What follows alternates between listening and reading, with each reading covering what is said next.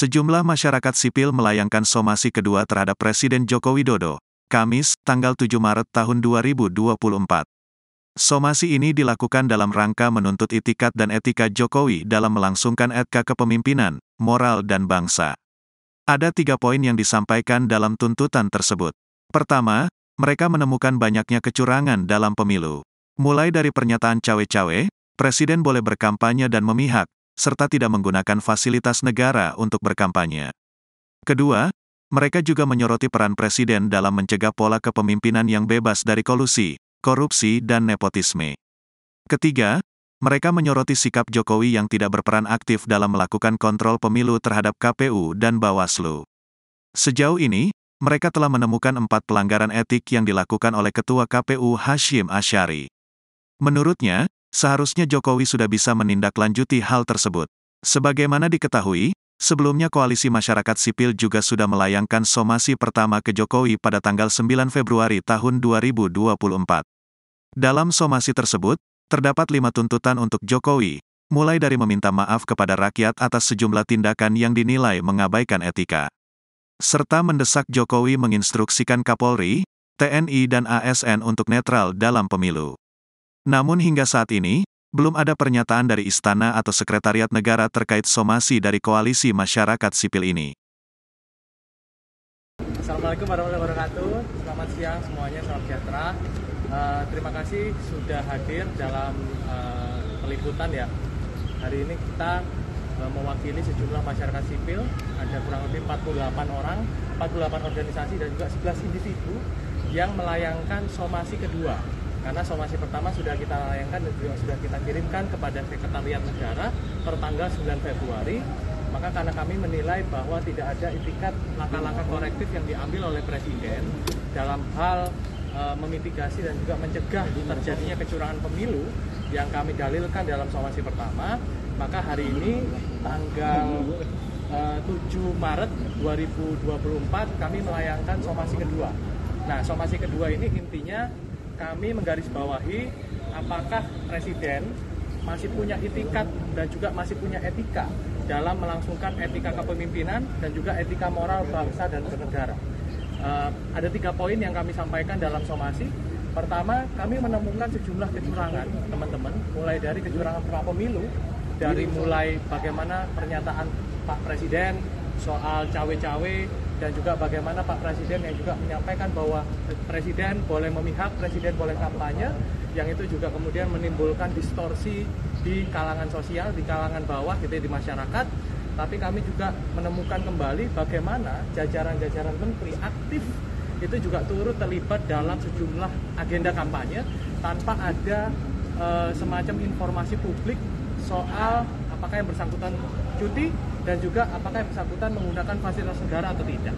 Nah, yang kedua, kami menggarisbawahi peran Presiden dalam mencegah pola kepemimpinan yang bebas dari kolusi nepotisme. Kami merujuk pas Undang-Undang Nomor 28 Tahun 99 berkaitan dengan pelaksanaan negara yang bebas dari korupsi kolusi nepotisme, terutama pasal 1 ayat 5 yang kami ambil definisi nepotisme sendiri adalah pelaksanaan pemerintah yang harus bebas dari segala macam urusan yang bersangkutan dengan keluarga maupun kepentingan-kepentingan yang berkaitan dengan relasi kerabat dan lain sebagainya. Nah, ini kami lihat sebagai salah satu hal yang terjadi dan pada akhirnya menciptakan bentuk-bentuk keresahan di masyarakat. Nah, yang ketiga adalah bagaimana kami juga menyoroti Pak Presiden yang tidak sama sekali aktif dan juga tidak sama sekali mampu untuk melakukan kontrol terhadap penyelenggara pemilu. Dalam hal ini KPU dan Bawaslu. Kami mencatat setidaknya sampai hari ini ada 4 pelanggaran etik yang dilakukan oleh Ketua Komisioner KPU Hashim Asyari, yang ini juga harusnya sudah bisa direspon oleh Istana, terutama sekali Pak Presiden, untuk melakukan pemberhentian terhadap yang bersangkutan karena terbukti telah tidak kompeten dan tidak kapabel untuk melaksanakan tanggung jawab dan juga fungsinya sebagai ketua penyelenggara institusi yang melakukan penyelenggaraan pemilu di 2024. Yang kedua, kami juga meminta Pak Presiden untuk kemudian mengkaji bagaimana fungsi pengawasan dalam konteks Badan Pengawas Pemilu atau Bawaslu. Yang kami juga merasa bahwa Bawaslu hari ini masih sangat kurang begitu proaktif dan mampu dalam melakukan fungsi-fungsinya, terutama sekali menerima aspirasi masyarakat soal kecurangan-kecurangan. Kami melihat bagaimana kemudian narasi-narasi di masyarakat soal kecurangan penggelembungan suara, narasi penggunaan sirekap yang bermasalah, dan juga politisasi bansos yang ini juga harusnya bisa dilakukan upaya-upaya penyelidikan menyeluruh oleh Bawaslu sebagai langkah antisipasi dalam menghalau segala bentuk kecurangan dan manipulasi pemilu serta pelaksanaan pemilu yang tidak berdasarkan undang-undang dasar, yaitu pemilu yang bersih, jujur, dan adil. Saya kira seperti itu kawan-kawan. Kami di kalangan masyarakat sipil berusaha dengan koridor dan juga hak kami sebagai warga negara untuk melakukan upaya-upaya pembenahan.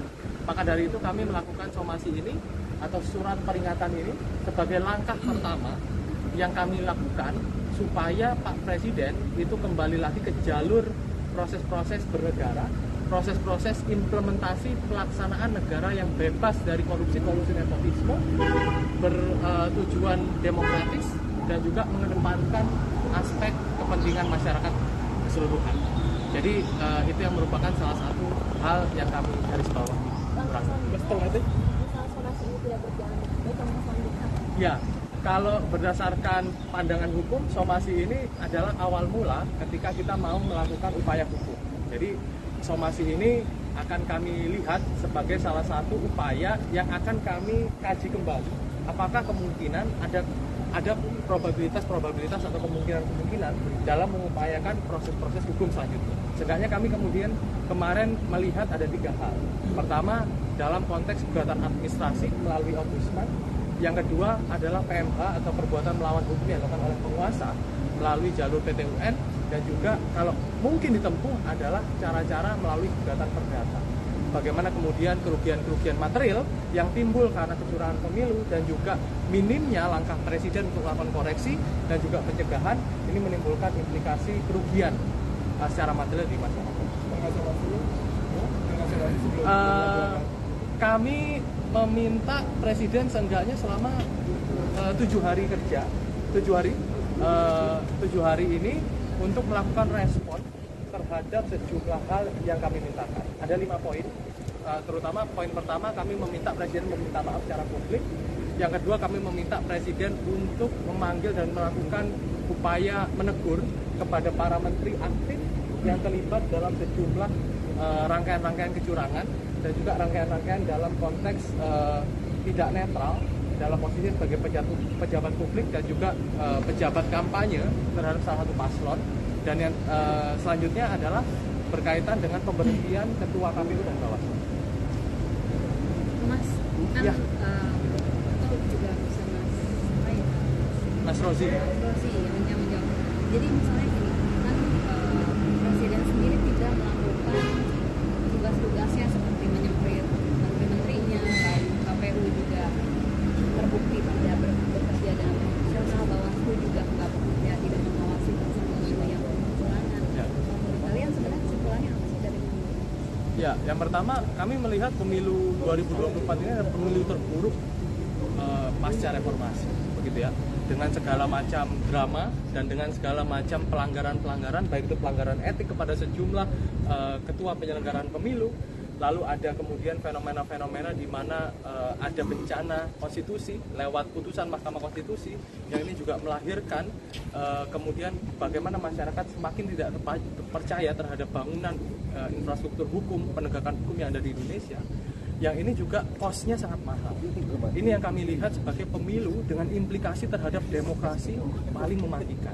Ya. Sehingga langkah-langkah untuk mengkoreksi maupun menegur Presiden dengan upaya-upaya melalui hak kewargaan itu menjadi salah satu hal yang bisa ditempuh. Selain upaya-upaya yang hari ini sedang ramai, hak angket melalui DPR dan juga beberapa narasi-narasi lain yang muncul. Mas, setelah somasi yang pertama ya, udah didengerin istilahnya, seberapa yakin sih yang sekarang bakalan suaranya terdengar dan ujungnya pokoknya sih? Kalau nggak didengerin lagi gimana? Iya, yang tadi saya bilang. Jadi kami juga optimis ini tidak didengarkan, Mas, atau sama dengan pesimis. Artinya meskipun dengan upaya-upaya apapun yang sudah kita tempuh, aksi-aksi jalanan yang dilakukan oleh mahasiswa, upaya-upaya untuk melangsungkan hak angket, bahkan kemarin ada banyak masyarakat yang kemudian melakukan demonstrasi di DPR untuk mendukung hak angket, itu juga tidak didengarkan oleh para pengambil keputusan di negara ini, maka kami rasa somasi ini nantinya akan bermuara terhadap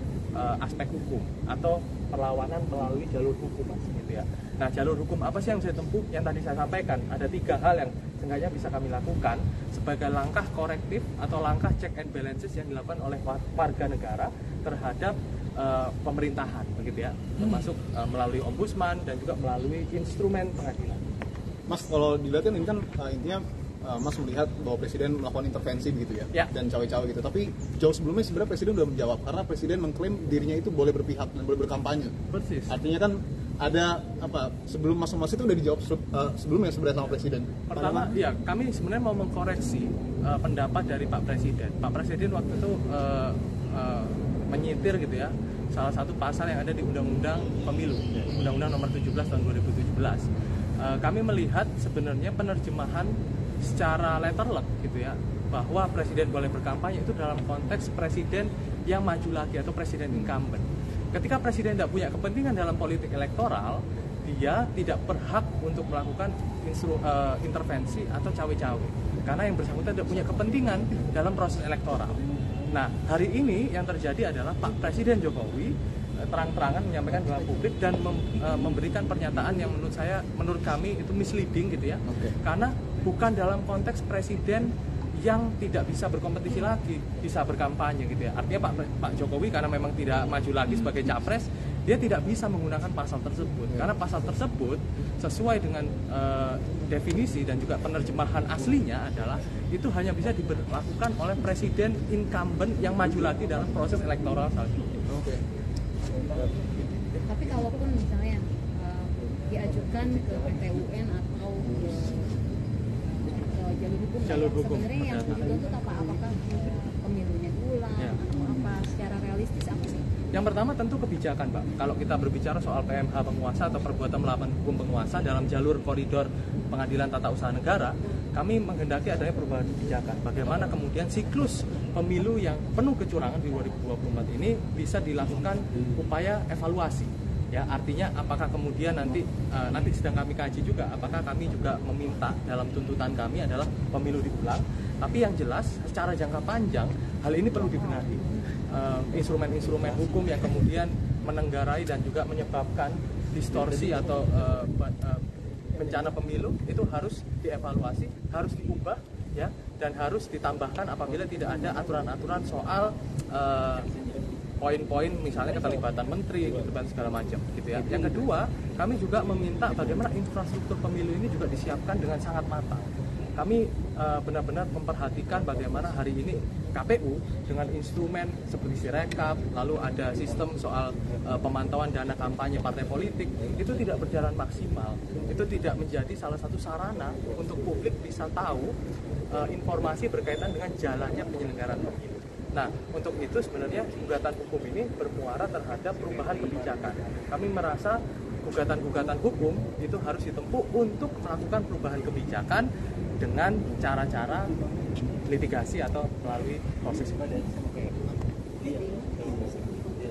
Oh iya, saya koordinator Kontras, nama lengkap saya Dimas Bagus Arya. Terima kasih banyak.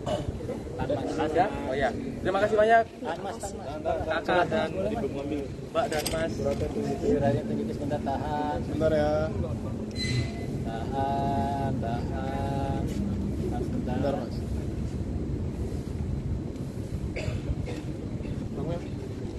Tahan Mas. Tahan sebentar, tahan. Kalau teman-teman lain gimana? Polisi yang lain Ada di